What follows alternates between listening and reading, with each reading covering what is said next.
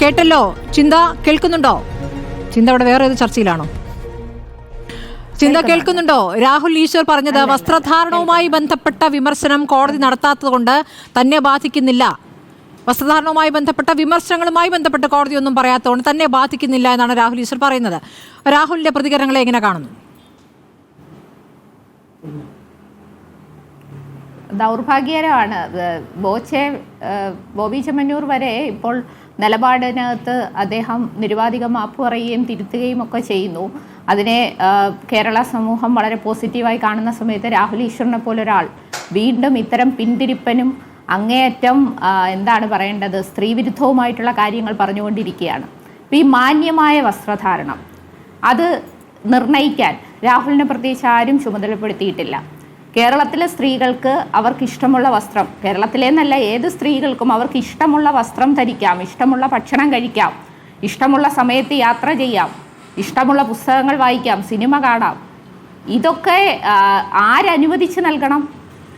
ഇതിനൊക്കെ അനുവാദവും അല്ലെങ്കിൽ അതിനൊക്കെയുള്ള ഒരു സമ്മതവും നാട്ടിലുള്ള സ്ത്രീകൾക്കെല്ലാം നൽകാനുള്ള ഉത്തരവാദിത്വം സ്വയം ഏറ്റെടുക്കുക എന്ന് പറയുന്നത് അത് ഒട്ടും നല്ല ഒരു കാര്യമല്ല. അങ്ങനെ ഒരു ബോധ്യത്തിലേക്ക് രാഹുൽ എത്തി നിൽക്കുന്നത് എന്താണ് എന്നുള്ള കാര്യത്തിൽ എനിക്ക് സംശയമുണ്ട്.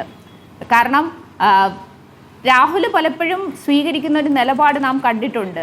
എല്ലാവരും എടുക്കുന്ന അല്ലെങ്കിൽ വളരെ പ്രോഗ്രസീവായ ഒരു നിലപാടിൽ നിന്നും വിരുദ്ധമായ ഒരു നിലപാടെടുക്കാനായി അദ്ദേഹം പലപ്പോഴും താല്പര്യം കാണിക്കുന്നുണ്ട്. അദ്ദേഹം ഇപ്പോൾ പറയുന്നു അദ്ദേഹം റൈറ്റ് കൺസർവേറ്റീവ് ആണ് എന്നുള്ളതൊക്കെ.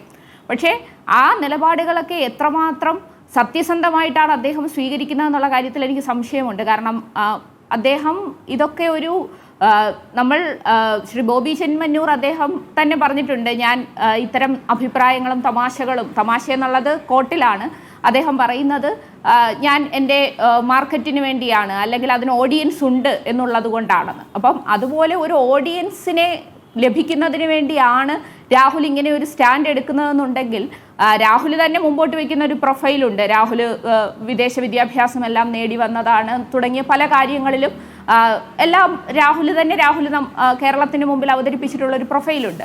അതിനെയൊക്കെ അങ്ങേയറ്റം തച്ച് തകർക്കുന്ന വിധത്തിലുള്ള അങ്ങേയറ്റം നിരുത്തരവാദപരമായിട്ടുള്ള ഒരു സമീപനം സ്വീകരിച്ചുകൊണ്ട് പറയുമ്പോൾ തീർച്ചയായും അത് ദൗർഭാഗ്യകരമാണ്. രാഹുൽ തിരുത്തേണ്ട സമയം അതിക്രമിച്ചിരിക്കുന്നു. അദ്ദേഹം ആ നിലപാടുകൾ മാറ്റണം. കാരണം കേരളത്തിലെ സ്ത്രീകളെ സംബന്ധിച്ച് എത്രമാത്രം സമരങ്ങളും പോരാട്ടങ്ങളിലൂടെയുമാണ് ഇവിടുത്തെ സമൂഹം മുമ്പോട്ട് വന്നിട്ടുള്ളതെന്ന് നമുക്കറിയാം. മാറുമറയ്ക്കാൻ അവകാശമില്ലാതിരുന്ന ഒരു കാലത്ത് നിന്നുമാണ് ഭ്രാന്താലയം എന്നുള്ള വിളി ഉണ്ടായ ഒരു നാട്. ആ നാടിന് അങ്ങനെ ഒരു വിളിപ്പേര് വരാനുള്ള കാരണമെന്ന് പറയുന്നത് ഇവിടെ നിലനിന്നിരുന്ന ഉച്ചനീചത്വങ്ങളും അല്ലെങ്കിൽ സ്ത്രീകൾ നേരിട്ടിരുന്ന വിവേചനങ്ങളും എല്ലാം കാരണമാണ്. ആദ്യത്തെ സിനിമാ നടിയെ കല്ലെറിഞ്ഞോടിച്ച അനുഭവം, PK റോസിക്ക് നേരിട്ട അനുഭവം നമുക്കറിയാം, ചരിത്രത്തിൻ്റെ ഭാഗമാണ്.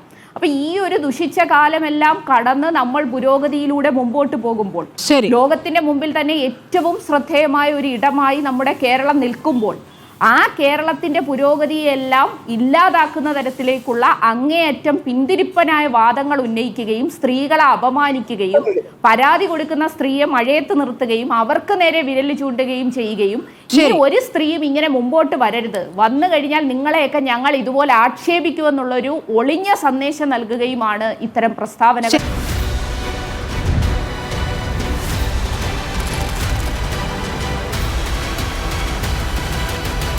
Debate with Smriti Parithikar.